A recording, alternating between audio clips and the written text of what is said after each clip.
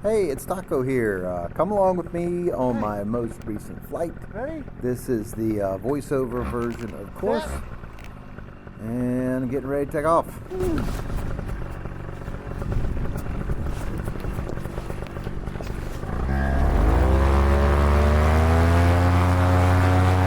Not too bad a takeoff, I would say. I did fix my game changer toggles. I lengthened them just a little bit, and I think they're almost perfect now. They may be an inch too long or so, but I'm happy with them. The air this day was really, really nice. Almost no bumps. Now it was steady from my right side in this particular case, so it did want to turn me, but it was not bumpy. It was just nice and steady. You see the gray on the horizon looks like a line of clouds. That's actually smoke. There's a ton of wildfires in the state. This flight was on, I believe, Saturday? I don't remember. Anyway, but yeah, today is March 4th, and this flight was on Friday or Saturday, I do believe. And so yeah, there's a lot of wildfires in South Carolina. And actually, one of the first things you'll see is I'm going to look at one in my area. This is a edited flight, so it was originally 45 minutes long. I've cut it down to about 20 minutes or so. I think 18, 20, it doesn't matter. But I've cut it way down. There's a lot of, oh, and I'm pulling up Gaggle. You see me looking down at the phone on my leg. I'm making sure I can pull up Gaggle. I was looking for a friend of mine who launched nearby, but not in the same place. Not at the airport. He launched from a strip mall, I believe. So there'll be a lot of transitions here where, like, I fly over this big bunch of trees to get where I want to go, and you don't need to see all that. It gets boring, and the file size is huge. I can't upload 8 gigabytes to YouTube. It takes forever. So you see the fire out in front of me. It's almost directly mid-screen. You see the smoke. It burned about 40 acres or so. Thankfully, it was on a day where it wasn't too windy. It was windy, as you can see, but it wasn't too windy.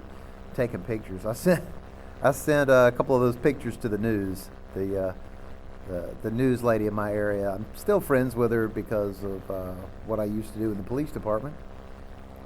So I'll send her stuff every now and then. So. Problem was the cord that I tied to my belt and to the back of my phone was running underneath my leg strap. So that's about as far up as I could lift my phone. And a lot of people have said, man, how do you just have your phone on your leg when you're flying along? Aren't you scared it's going to fall off? Well, there's a cord tied to it. It's a loop of paracord, basically about 18 inches long, but it was under my leg strap, so I couldn't lift the phone up very high. I'm wearing a shirt that I made. Shirt says paramotoring because therapy is expensive and gun oil tastes terrible.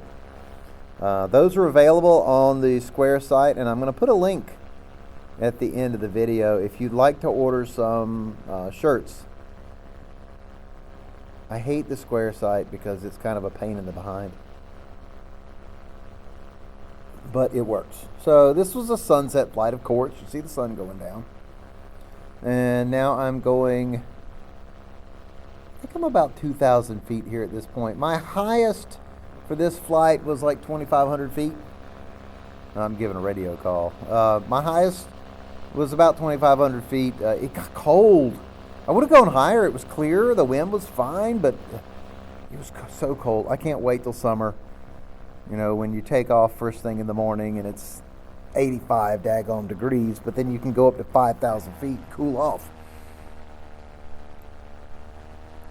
I hate flying over all those trees. The alternative is flying over town, and I don't want to fly over town because we're not supposed to fly in congested areas. So the alternative is flying over town, and I don't want to do it. So I'm stuck flying over all these trees. The nice thing is I'm high enough that if my engine did die, I could glide to one of the fields in the area, or even at this point I could just glide right back to the airport. We have about a 1 to 6 glide ratio in these things, which means if I'm 2,000 feet up, of course, I can glide forward 12,000 feet, which is 2.5 miles. So sometimes you'll see me look at my wrist. I've got an app called StewFly, and it will tell me exactly how far I am from my takeoff point. So I look at it to determine, hey, how high am I off the ground, and how far am I from the airport, just in case an engine out did happen. Yeah, you see I'm over all these trees. That would suck to go down in, which is why I'm so high. And you see my friend about to pass under me, center screen right down there, about under my feet. Yeah, the closer he gets, the more the sun hits him. And so I'm gonna do a little turn. You can really see those game changer toggles in my left hand, that bright green thing. I'm really liking those. The funny thing is, the magnet on the risers that it attaches to, it's kind of free floating, so it goes up and down the riser about 6 inches. So as you get the toggle near the magnet to dock it on the riser, the magnet actually slides up to meet you. It's kind of funny.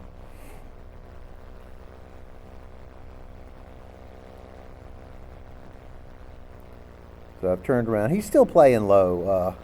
I don't play low like that like he does. I'm just a little bit more cautious at this point in my flying career.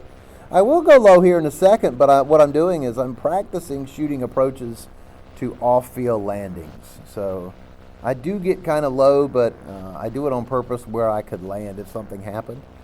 And just to kind of, just starting to get practice into off-field landings just in case something does happen. So at this point, my friend's behind me, and there's another guy flying in the local area, and he's got a red glider. So you'll see him in a little while. I didn't even know he was up. There was 3 of us up, and the third guy in the red glider, he didn't have a gaggle, or he had it set where I couldn't see him. So I could see where my friend Jake was, like on a consistent basis, but the third guy I couldn't see.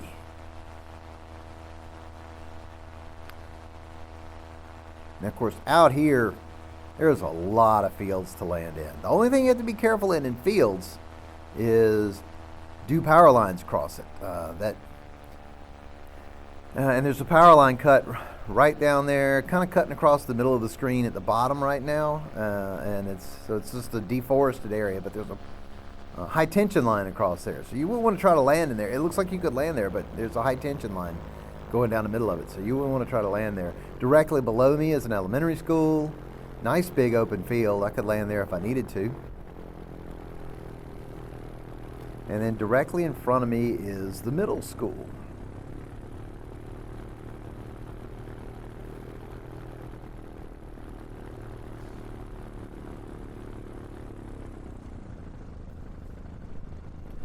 So to the right of the school, right off my right foot, is the part of the parents' pickup line, where they needed more space for the cars to line up. So they made that long road with the cul-de-sac at the end. That's actually, the parents go down there, and all the way down, they turn around and come back and rejoin the line.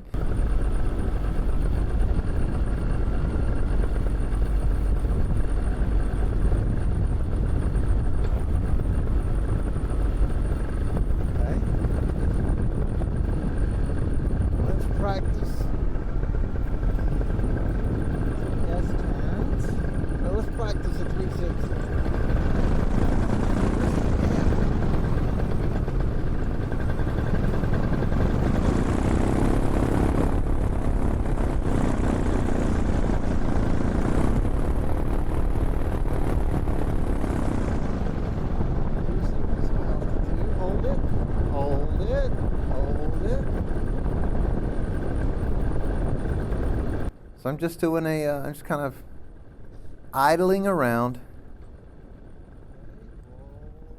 Now, if I really wanted to land at this point, I could just kind of come on in, do another little S turn and land, but I'm gonna give it a little gas and turn around.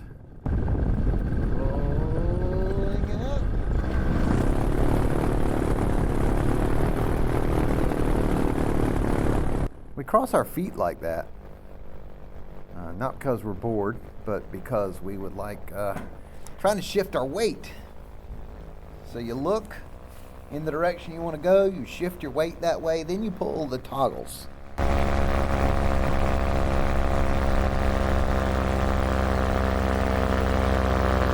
So I'm not really lined up exactly where I would need to be, but I'm close enough just for a low pass. So I'll get down to maybe 200 feet off the ground. At this point I realize there's people outside the back of the school for some reason. I don't know what they're doing there.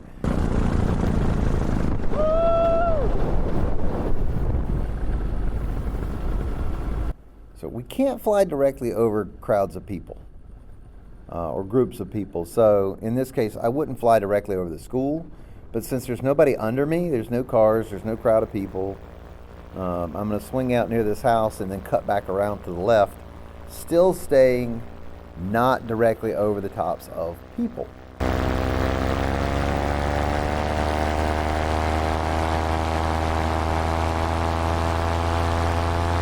So the FAA classifies us as ultralight aircraft because we are so light, of course, weigh less than 254 pounds, less than 5 gallons of fuel on board, 1 occupant. Basically, the FAA back in the 70s, I think, 1970s, said, hey, you can do whatever you want to as long as you don't put anybody else at risk. So, like, I can cross this road here, but I can't fly directly along the top of the road over the cars. I can't follow the road. Oh, there's that red glider. And then Jake's way down off my left knee.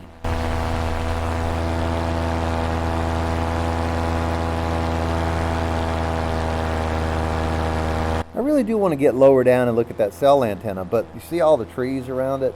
I don't want to get so low that if I'm looking at that cell antenna, just kind of doing a turn around it, if something happened, I still want to be high enough that I could avoid landing in trees. There he is. So I'm looking down trying to find him and Jake. He's coming out like the Red Baron, high from behind in the sun. I can't even see him. This is why apps like Gaggle are so important. You know, I'm below him, so I can't. He can get out of the way. He can see me, but I really can't see him until he gets off to my side. I'm looking all around trying to find these guys. Now, I can talk to general aviation planes because I have an aviation radio. So I can talk to general aviation planes, but I can't talk to these other guys. We have to use hand signals and stuff when we get close enough, but I can't talk to them. So when you're flying in close like this, it's best not to make any sudden moves. You don't want to run into somebody else in the air and get tangled up.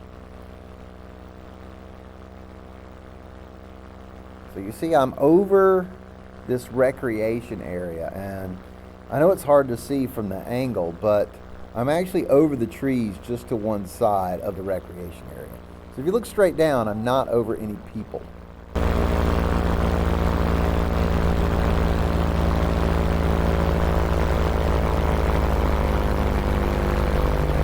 And he's going to dip off, which is good because I need to cut to the left, but he's in the way. So he's going to dip off, which is nice. And I'm going to fly directly over this building here in a second, so I'm not endangering anybody in the parking lot. That's a big steel roof. If something happened and I fell on the roof, I'm not going to hurt anybody. And see, I'm staying between the fields on the left. Look at that black spot. Somebody set fire to the baseball field. So there's in the middle of one of those baseball fields is this huge black spot. I didn't even see it when I was flying. I was too concerned about where everybody else was. Now, if I needed to, I could land in that grass field.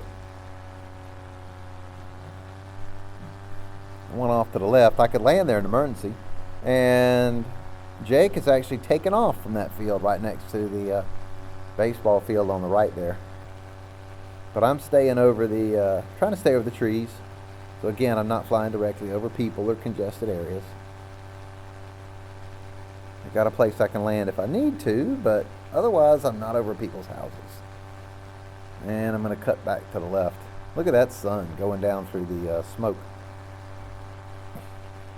And it's weird how the camera sees a dip in the smoke. It kind of comes up to the sun on off the left-hand side and then dips down and then comes back up. That's not what your eyes see. My eyes saw a bright sun in the middle of the smoke, but the camera cannot distinguish the difference. So I'm going to fly up this line of trees here between these sections of town.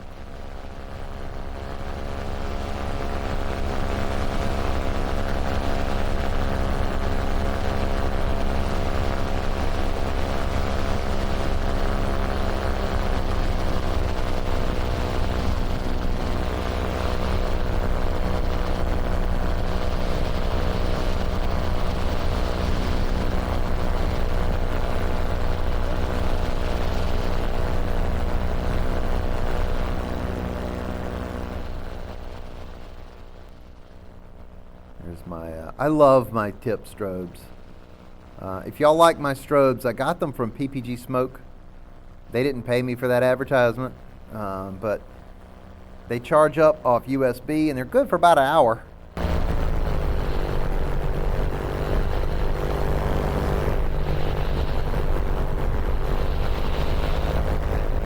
I've never seen a fire from that angle. That is cool. Going down behind me. Yeah, the fire looked really neat. It was, the smoke was coming up and then hitting like a temperature inversion and just creating this nice wispy tail off the back end of the fire. Just a second.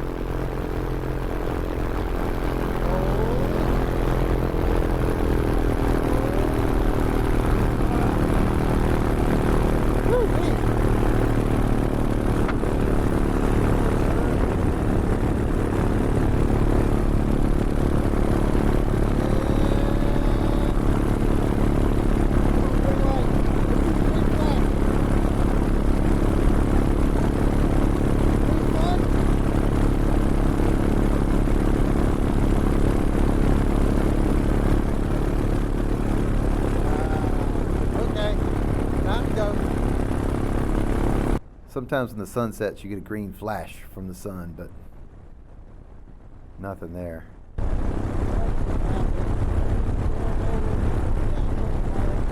I get pretty good radio contact at low speeds on the motor. The problem is when the motor's going full blast. There's so much noise into the microphone that nobody can hear me.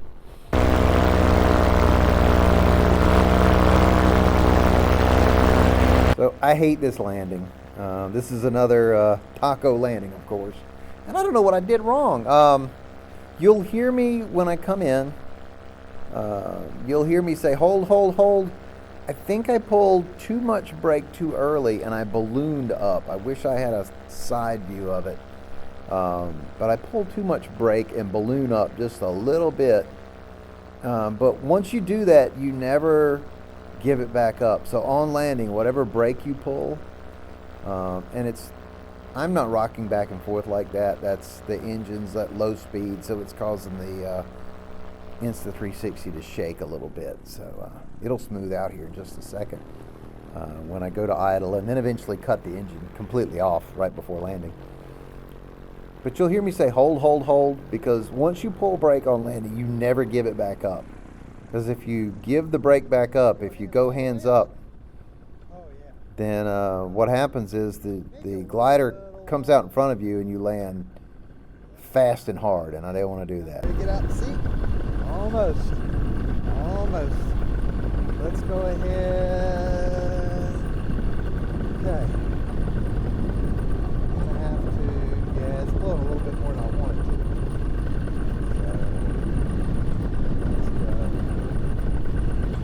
Oh yeah, I'm really long. There's a fucking dog on the fucking field. It's hard to see, but there's a dog that runs across the field. I don't know how he got out there.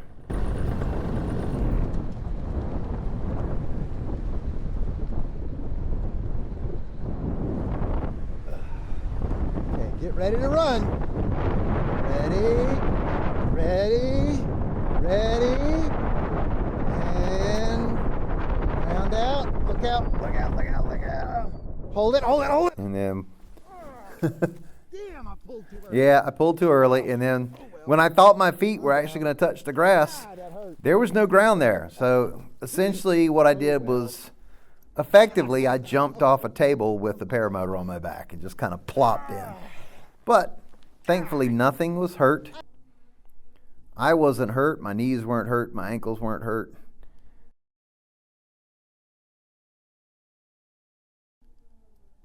But I didn't hurt the gear, which is great. So, see if we can do another flight sometime. The weather this week is real bad, but we'll see if we can do another flight sometime. Thanks for flying with Taco, and I look forward to seeing y'all again sometime. Check out my shirts, SplatWear, and remember, whenever you're flying, rule 1, don't go splat.